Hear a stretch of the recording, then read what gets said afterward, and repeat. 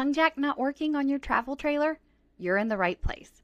We will show you how to troubleshoot this common issue and how to find your manual override so you can get on the road quickly. If your electric tongue jack isn't moving when you press the up or down buttons, the first thing you want to check is that the 12-volt power is working. If you are just pulling your RV out of storage, make sure the battery is not disconnected. Most travel trailers have a battery kill switch like this one, and if the battery disconnect is on, the 12-volt power won't work.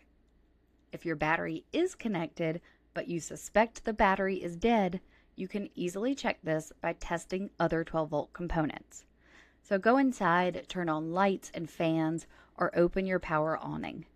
If all of these other 12-volt components work, then the issue isn't your 12-volt power system.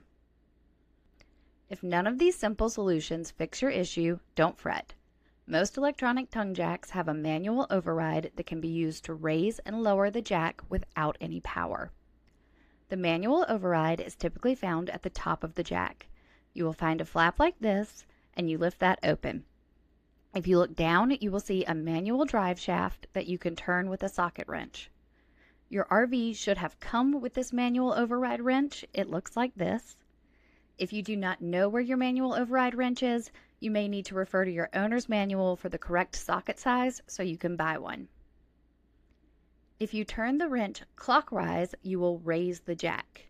And if you turn counterclockwise, you will lower the jack.